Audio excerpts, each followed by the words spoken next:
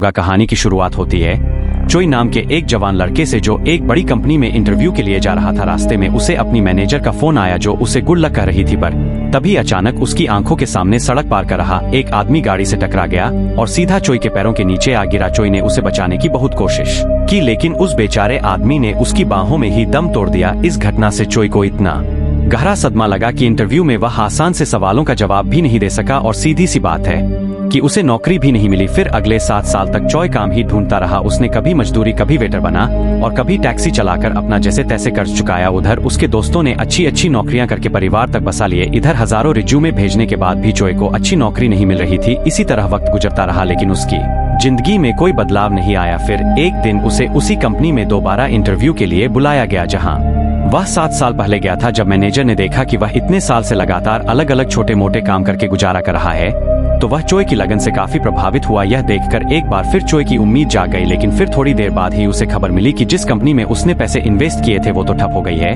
और उसका सारा पैसा डूब गया। यह सुनकर वह गुस्से से भर गया और सीधा इन्वेस्टर के घर जाकर गुस्से में उसका दरवाजा तोड़ने लगा। तभी पड़ोसियों ने उस पर पुलिस बुलवा दी। बेचारे चोई की जिंदगी में कुछ भी अच्छा नहीं हो रहा था। अब चोई हताश होकर अपनी मंगेतर जेनी के घर गया तो उसने देखा कि वो किसी दूसरे आदमी की महंगी गाड़ी से उतर रही थी। जब जेनी ने चोई को देखा तो उसने चोई की मदद करने के लिए उसे कुछ पैसे दिए, लेकिन चोई ने उससे नाराज होकर कहा कि वो उसे भूल जाए, क्योंकि वो नहीं चाहता कि जेनी अपनी जिंदगी एक नाकाम इंसान के साथ बिताए। फिर जब चोई वापस अपने घर पहुंचा तो उसने देखा कि उसका सारा सामान दरवाजे के बाहर पड़ा था। असल में मकान मालिक ने किराया न देने की वजह से उसे घर से निकाल दिया था। फिर अगली सुबह चोई को उसी कंपनी का मैसेज आया कि वह नौकरी के लिए भी सिलेक्ट नहीं हुआ। इस बात से तो चोई बेचारा पागल ही हो गया और उसे समझ नहीं आ रहा था कि अब क्या करे। वो सीधा उस बिल्डिंग की छत पर पहुंचा और सोचने लगा कि जिस दिन से वो आदमी उसके हाथों में मरा है, उसी दिन से उसकी जिंदगी बद से बदतर होती जा रही है। अब चोई के मन में मौत का भी कोई डर नहीं था। उसने एक कदम आगे बढ़ाया और चारों ओर अंधेरा छा गया। होश में आने के बाद चोई ने अपनी आंखों से पट्टी हटाई। उसने देखा कि वो एक एयरप्लेन में बैठा हुआ था। फिर उसने मॉनिटर पर देखा कि यह चेहरा उसका नहीं था, बल्कि वह किसी और के शरीर में आ गया था। तभी एक लड़की उसके सामने आई और उसका आखिरी खत पढ़ने लगी। उसने कहा कि चोई अब मर चुका है, लेकिन उसका यह मानना था कि मर जाने से इंसान के हिस्से का दर्द खत्म नहीं हो जाता। इसके बाद वह चोई को एक ऐसी जगह ले गई जहां वह असल में तकलीफ महसूस कर सके। इस वक्त वो दोनों एक ऊंचे टावर पर थे जहां नीचे से दर्दनाक चीखने चिल्लाने की आवाजें आ रही थी। उसने बताया कि वह मौत की देवी है और वह चोई को अपनी मौत का फैसला खुद करने के जुर्म में सजा देने आई है। इसके बाद उसने चूहे को नीचे फेंक दिया और वह सीधा वहशी जानवरों से भरे एक दलदल में जा गिरा। चोई ने चीखते हुए इन राक्षसों का सामना किया और अचानक से वो वापस एयरप्लेन के कैबिंदा के तौर पर उसे 12 लोगों के जिस्म में जाकर 12 बार मरना होगा। अगर वो नर्क से बचना चाहता है तो उसे इन 12 मौकों में से किसी एक में जिंदा बचने की कोशिश करनी होगी। इससे पहले कि चोई कुछ कहता हेल गायब हो गई। तभी अचानक प्लेन का इंजन बुरी तरह हिलने लगा तो चोई ने डर के मारे लाइफ जैकेट पहन ली, जबकि फ्लाइट अटेंडेंट ने उसे समझाया कि यह सिर्फ टर्बुलेटर। खैर जल्द ही सब कुछ ठीक हो गया। चोई प्लेन में घूमा तो उसे इतनी महंगी चीजें देखकर काफी हैरानी हुई। तभी अचानक एक चमकती हुई चीज उसके सामने आई जो उस शख्स की यादों और काबिलियत से भरी हुई थी जिसके जिस्म में वह अब जी रहा है। तब चोई को पता चला कि जिस कंपनी में वह इतने सालों से नौकरी करना चाहता था, अब वो उसी कंपनी के मालिक के दूसरे बेटे के शरीर में है। उसने सोचा अब तो वह अपनी जिंदगी इस दौलत के साथ आराम से गुजार सकता है, इसीलिए उसने ऐसे ही जीने का फैसला किया। लेकिन तभी अचानक प्लेन का इंजन फट गया। चोई ने अपनी सीट पर जाकर सीट बेल्ट लगाई, मगर अचानक प्लेन में जबरदस्त धमाका हुआ और चोई आग में झुलस कर मारा गया। इसके बाद जब उसकी आंख खुली तो वह चोई के रूप में एक चमकदार दरवाजे के सामने बैठा था जो सीधा नर्क की तरफ जाता था। वही मौत की देवी हेल एक टेबल पर बैठकर एक बंदूक में गोलियां लोड कर रही थी, जिसकी मदद से वो उसे बार बार मारकर दूसरे जिस्म में भेजती। मगर चोई को इस खेल के रूल्स ही समझ नहीं आ रहे थे। उसने कहा कि अगर वह हर बार भयानक मौत ही मरने वाला है तो वो जिंदा कैसे बचेगा। मगर हेल ने कहा कि ये तुम्हारी सिरदर्दी है, मेरी नहीं। फिर वो चोई को नरक की सैर पर ले गई जहाँ चारों ओर धधकती आग जल रही थी और हर तरफ से चीखने चिल्लाने की आवाजें। फिर हेल ने कहा कि उसकी गलती यही है कि इससे पहले मौत उस तक पहुंचती वो खुद ही मौत के पास पहुंच गया, इसीलिए अब सजा तो भुगतनी होगी। फिर हेल ने उसे गोली मार दी और अचानक चोई ने देखा कि वह आसमान से नीचे गिर रहा था। तभी वह चमकता पत्थर उसके दिमाग में घुसा तो उसे पता चला कि वह बेहद खतरनाक स्टंट्स करने वाले एक आदमी के शरीर में आ गया था। इस वक्त वो बिना पैराशूट के आसमान से कूदने का स्टंट कर रहा था जिसे दुनिया भर के लोग देख रहे थे। अगर वह जिंदा बच गया तो उसके स्पंस उसे ढेर सारा पैसा देंगे। उस आदमी की काबिलियत पाकर चॉय को लगा कि शायद वो यह स्टंट कर सकता है, लेकिन वह नेट में गिरने की बजाय कहीं दूर जा टकराया और उसकी मौके पर ही मौत हो गई। उसकी आंख खुली तो वह फिर नर के दरवाजे पर था। वो बहुत गुस्से में था क्योंकि उसके पास अपनी जान बचाने का मौका ही नहीं था। हवा में तो पैदा हुआ हूँ। जॉय ने कहा कि उसकी असल जिंदगी में उसने दुख के अलावा और कुछ नहीं देखा। वह एक गरीब घर में पैदा हुआ, उसे कभी ढंग की नौकरी नहीं मिली और उसने अपनी मंगेतर को भी खो दिया, मगर हेल को इससे कोई फर्क नहीं पड़ा और उसने फिर से चॉय पर बंदूक चला दी। इस बार चॉय एक स्कूल के लड़के के शरीर में था। उसने देखा कि एक लड़का उसी स्टंट परफॉर्मर की वीडियो देखकर उसकी मौत पर हंस रहा था। तभी चमकता पत्थर उसके दिमाग में घुसा तो पता चला कि उसके पिता की मौत हो चुकी है और वह अपनी माँ के साथ रहता है। उसकी माँ दिन रात मेहनत करती है, लेकिन उसे स्कूल जाना बिल्कुल पसंद नहीं क्योंकि कुछ शैतान बच्चे रोज उसे परेशान करते हैं। एक दिन पिटने के बाद वह इतना हताश हो गया कि उसने कुछ गलत कर लिया। अब चॉय उसकी मौत से पहले उसके शरीर में आ गया था। उसने सोचा कि अगर वह इस बार बच गया तो उसे नर्क में नहीं जाना पड़ेगा और वह एक नई जिंदगी की शुरुआत कर सकता है। लेकिन तभी जेम्स नाम के एक लड़के ने उसे फिर परेशान करना शुरू कर दिया। तब चॉय ने गुस्से में कुर्सी उठाकर उसे सबक सिखाना चाहा, पर जेम्स के साथियों ने उस पर हमला कर दिया और कोई उसकी मदद के लिए नहीं आया। बाद में चॉय ने सोचा कि बचने के लिए उसे किसी ताकतवर लड़के का सहारा लेना होगा। खैर, जब वह घर पहुंचा तो गरीबी की हालत देखकर उसे अपनी माँ की याद आ गई। जब वह उस लड़के की माँ के साथ खाना खा रहा था तो वह अपनी माँ की मजबूरियाँ याद करके रोने लगा। फिर शाम को उसे जेम्स का मैसेज आया जो उसे परेशान करके पैसे मांग रहा था। खैर, अगले दिन वह जेम्स के एक साथी से मिला तो उसने बताया कि जेम्स 11वीं क्लास के एक ताकतवर लड़के का दोस्त है और उसके दम पर ही वह सबको परेशान करता है। फिर लंच के दौरान जेम्स ने फिर चॉय को परेशान किया तो चॉय ने सबके सामने उसके सर पर नूडल्स गिरा दी। जेम्स ने गुस्से में अपने साथी को चॉय पर हमला करने को कहा, मगर उसने तो साफ इनकार कर दिया। असल में चॉय ने ही उसे बीच में आने से मना किया था क्योंकि अब वह सब कुछ खुद करने वाला था। उधर जेम्स 11वीं क्लास के लीडर टॉम से मदद मांगने गया तो टॉम अपनी गैंग के साथ चॉय को सबक सिखाने पहुंचा, लेकिन चॉय को देखते ही वह हैरान रह गया कि क्या जेम्स एक छोटे से लड़के से अकेला नहीं पढ़ सकता। इस पर जेम्स शर्मिंदा हो गया। जब टॉम ने चॉय पर हमला करने की कोशिश की तो वही जेम्स का साथ ही चॉय की मदद करने आगे आया। वही मामला खत्म हो गया और फिर चॉय ने ताकतवर बनने के लिए हर रोज कसरत शुरू कर दी। लेकिन जेम्स को उसके दोस्तों ने कुछ ज्यादा ही छेड़ दिया था कि एपिद्दू से लड़के से पिट गया तू। और एक शाम उसे अकेला देखकर जेम्स ने एक पत्थर से उस पर हमला किया और उसकी जान ले ली। एक बार फिर चॉय की आंख नर के दरवाजे पर खुली और अचानक उसके सर में गोली लगी। इस बार वो फिर एक नए शरीर में पहुंचा जहां वह एक कुर्सी से बंधा हुआ था और उसके सर पर कपड़ा था। उसके आसपास मौजूद गुंडे उस पर अत्याचार करते हुए लड़की और पैसों का ठिकाना पूछ रहे थे। जैसे ही वह चॉय को हथौड़े से मारने वाले थे तो अचानक चमकता पत्थर उसके दिमाग में घुसा। चॉय को पता चला कि इस बार वो एक सीरियल किलर के शरीर में था जिसे अपने बॉस की गर्लफ्रेंड से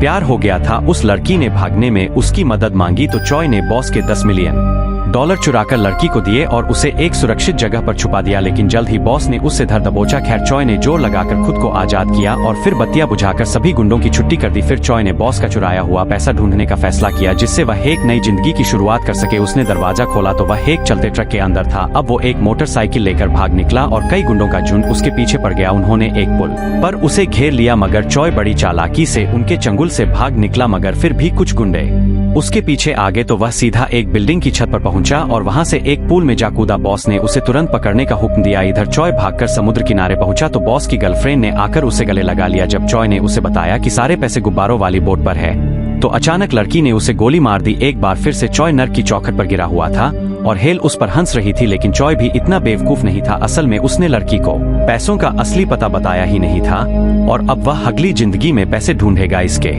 बाद वह एक जेल के कैदी के शरीर में आ जहां उसके साथियों ने उसे संभल कर रहने को कहा क्योंकि एक सरफिरा हत्यारा उसके रिहा होने के 4 दिन पहले ही उसे मार डालेगा। तभी वह सरफिरा कमरे में आया तो चॉय ने देखा कि यह तो जेम्स था, वही लड़का जो उसे क्लास में परेशान करता था। उसे देखते ही चॉय गुस्से से आग बबूला हो गया और उसने जेम्स पर हमला कर दिया। खैर, उसके साथियों ने उसे रोका, तभी चमकता पत्थर उसके दिमाग में घुसा। चॉय को पता चला कि इस वक्त वह ऐसे लड़के के शरीर में था जो MMA फाइटर बनने के सपने देखा करता था, मगर उसकी माँ के सर पर बहुत ज्यादा कर्ज था जिसे चुकाने के लिए वह किसी अमीर जादे का जुर्म अपने सर पर लेने को तैयार हो गया। उस वक्त उसकी उम्र 18 साल से कम थी, इसीलिए उसे सिर्फ 2 साल की सजा हुई। इसके बाद जब असली गुनहगार का वकील उससे मिलने आया तो उसने पूरी दुनिया को सच बताने की धमकी दी। इस तरह उसने अपना मुंह बंद रखने के लिए कुछ और पैसे मांगे। इधर जेल में अब चॉय ने जेम्स से कहा कि वह उसकी असलियत अब सबके सामने लाकर रहेगा क्योंकि चॉय जानता था कि जेम्स कोई सिरफिरा नहीं बल्कि बच्चों को मारने वाला एक बुज़दिल है।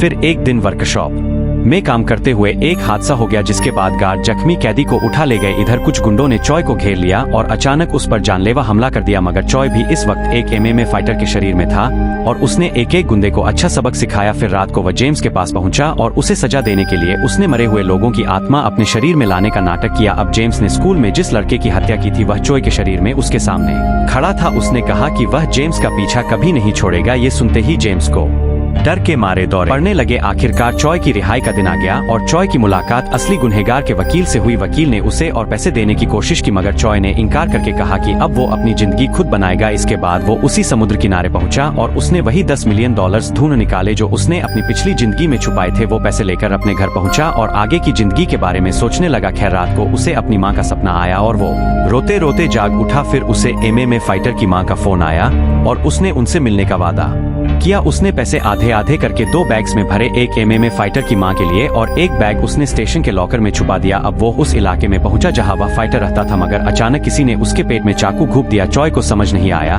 कि उस पर यह हमला किसने किया। तब उस आदमी ने बताया कि वह उसी लड़की का बाप है जिसे उसने गाड़ी से उड़ा दिया था। तब चॉय ने उनसे माफी मांगी और सच बताया कि असली गुनहगार कोई और है, उसने तो बस चंद पैसों के लिए यह जुर्म अपने सर लिया था। यह सुनकर वह आदमी घबराकर वहां से भाग गया। तभी अचानक उस फाइटर का जेल का दोस्त वहां आ पूछा, मगर तभी उसने खुलासा किया कि वह तो चॉय को मारने के मकसद से ही जेल गया था। अब उसे ढूंढकर वह काफी खुश था क्योंकि उसे मारने पर अब इनाम भी मिलेगा। उसने एक ही झटके में चॉय के पेट में चाकू घूंपकर उसे मार डाला। तभी चॉय का फोन बज और उस पर फाइटर की मां का फोन आ रहा था। अब एक बार फिर वो हेल के सामने आ गया, मगर वो अपनी मां को याद करके रोने लगा। एल ने कहा कि वो इस बार भी नाकामयाब रहा, मगर चॉय ने कहा कि वह अगले शरीर में जाना चाहता है। एल ने उस पर बंदूक चला दी और अब वो एक जवान लड़के के शरीर में था। वो ट्रेन स्टेशन से थोड़ी ही दूर था और दौड़कर स्टोरेज रूम में गया और तुरंत पैसों का बैग निकाल लिया। तभी अचानक उसकी नजर एक पोस्टर पर पड़ी और चमकता पत्थर उसकी बुद्धि में घुस गया। उसे समझ आया कि अब वो एक मॉडल के शरीर में आ गया था। खैर, फिर चॉय घर पहुंचा तो वहां की शान शौकत देखकर हैरान रह गया। तब उसके दोस्त का फोन आया जो उसे पार्टी के लिए बुला रहा था। पार्टी में जाकर चॉय को एहसास हुआ कि उसे बहुत जल्दी शराब का नशा हो जाता है। तभी उसी कंपनी का CEO वहां आ गया जिस कंपनी में वह चॉय बनकर इतने सालों से नौकरी पाने की कोशिश कर रहा था। चॉय ने उनसे बातचीत करने की कोशिश की, मगर जल्द ही वह नशे से बेहोश हो गया। अगली सुबह उसके बड़े भाई ने उसे उठाया तो उसकी आंख खुली। तब पता चला कि वह दोनों मिलकर एक कैफे चलाते हैं और आज उसके भाई के जाने के बाद उसे ही सारा काम संभालना था। आज वो वेटर का काम कर रहा था कि उसी वक्त जेनी उस कैफे में आई। जब वो चॉय के रूप में जिंदा था तो जेनी उसकी मंगेतर थी। उसे देखकर चॉय की धड़कनें बढ़ने लगी और उसे अपना प्यार याद आया। उसे याद आया कि कैसे वह पहली बार जेनी से मिला था। उस दिन जेनी की किताब के पन्ने उड़ गए थे तो चॉय ने उसकी मदद की थी। फिर उसे याद आया कि कैसे उसने जेनी को आगे बढ़ जाने को कहा था क्योंकि उसके हिसाब से वह एक नंबर का निठल्ला था। जब चॉय के भाई ने देखा कि चॉय जेनी को देखकर घबरा गया था तो उसने चॉय को बताया कि जेनी एक मशहूर राइटर है। चॉय ने तुरंत पर देखा कि जेनी के नोवेल को हाल ही में पुरस्कार मिला था। यह नोवेल उसके एक प्रेमी की कहानी के ऊपर था। चॉय ने तुरंत वो किताब ढूंढकर पढ़ी तो उसे समझ आया कि जेनी ने ये किताब चॉय और उसके साथ बिताए हसीन पलों के बारे में लिखी थी। चॉय ने उसे कहा कि वो उसे मरते दम तक प्यार करेगा और कभी छोड़कर नहीं जाएगा। फिर जब वह कैफे में था तो उसे याद आया कि उसने जेनी की किताब पूरी होने पर उसे एक फाउंटेन पेन देने का वादा किया था। फिर चॉय ने शाम को ही पेन खरीदा और उसे जेनी के नाम लिखवाया, मगर उसने जेनी को वो पेन दिया नहीं। इसके बाद चॉय ने उसी आदमी को देखा जो उस दिन जेनी को घर छोड़ने आया था। वह अपने परिवार के साथ था और उसने जेनी को अपनी बहन बताया। सुनकर चॉय को एहसास हुआ कि उससे कितनी बड़ी गलती हो गई थी। फिर अगले दिन चॉय जेनी के लिए खास चाय लेकर उससे मिलने गया। उसने कहा कि वो उसकी नई किताब के लिए उसे एक कहानी सुनाना चाहता है।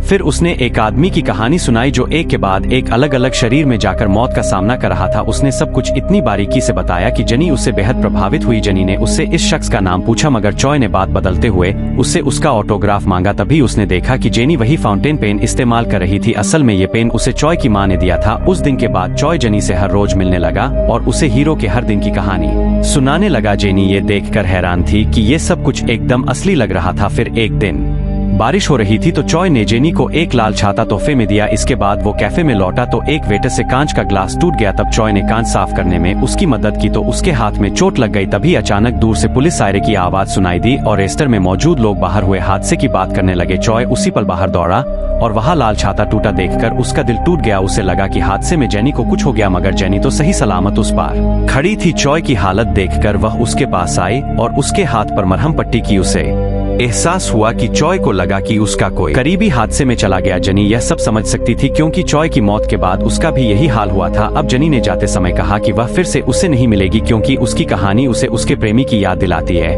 कुछ देर बाद वो चॉय की कब्र पर गई और उसकी तस्वीर के सामने उसे याद करके रोने लगी। इधर चॉय दूर से ही उसे देख रहा था। उसके जाने के बाद वह खुद वहां गया और उसे अपनी असली माँ दिखाई दी। जब उसने उन्हें रोते हुए देखा तो वह खुद भी बाहर आकर फूट फूट कर रोने लगा और उनसे माफी की भीख मांगने लगा। बाद में उसने अपनी माँ को चॉय का दोस्त बनकर एक खत लिखा और उसे पैसों से भरे बैग में रखकर अपनी माँ के घर छोड़ आया। फिर अगले दिन वह जेनी से मिला तो उसे आगे की कहानी सुनाई। उसे सुनकर जेनी बेहद खुश थी और फिर चॉय उसे घर छोड़ने गया। रास्ते में जेनी ने कहा कि वह दुआ करेगी कि हीरो की कहानी का अंत अच्छा हो। तब उसे याद आया कि जब चॉय वेटर हुआ करता था तो जेनी ने उसे अपने दोस्तों से मिलवाया था। उसे फर्क नहीं पड़ता था कि चॉय एक वेटर है क्योंकि उसकी नजरों में चॉय की मेहनत सबसे बढ़कर थी। लेकिन चॉय तो यही सोचता रहा कि जेनी उसकी मौत से उभर जाएगी। खैर, अब चॉय को अपनी गलती का एहसास हुआ और उसने जेनी से तहे दिल से जाकर माफी मांगी। उसने कहा कि उसने हमेशा जेनी से ही प्यार किया है। फिर उसने जेनी को सब कुछ सच बता दिया कि वही असली चॉय है और उसके साथ जो कुछ भी हुआ वो एक कहानी नहीं बल्कि सच है। उसने वादा किया कि अब वह जेनी को छोड़कर कहीं नहीं जाने वाला। लेकिन तभी अचानक एक गाड़ी उसके सामने आ खड़ी हुई। उसमें उसी कंपनी का मालिक था जिसमें चॉय ने इंटरव्यू दिया था। और तब चॉय को एहसास हुआ कि जितनी बार भी वो अलग अलग शरीर में आया वो इस आदमी से किसी न किसी रूप में जरूर मिलता है। जब एयरप्लेन हादसा हुआ तो शायद उसमें इस आदमी का हाथ था। इस बार उसने जेनी पर गाड़ी चढ़ा दी और फिर चॉय को भी बेरहमी से मार डाला। कुछ ही समय में पुलिस ने वहां हुए हादसे के सारे सबूत मिटा दिए और इधर चॉय की आंख खुली तो वह फिर से नर्क के दरवाजे पर था। वह समझ गया कि हर बार उसके जिंदा न बचने के पीछे उसी गाड़ी वाले आदमी का हाथ था। उसने गुस्से में आकर उसकी जान लेने की कसम खाई और फिर दौड़कर मौत की देवी हेल पर भी गोली चला दी। इसी के साथ यह कहानी खत्म होती है। जब अगला पार्ट आएगा तो उसकी भी वीडियो बना देंगे। तब तक के लिए बाय बाय। और अगर वीडियो पसंद आई तो सब्सक्राइब किए बिना मत जाना।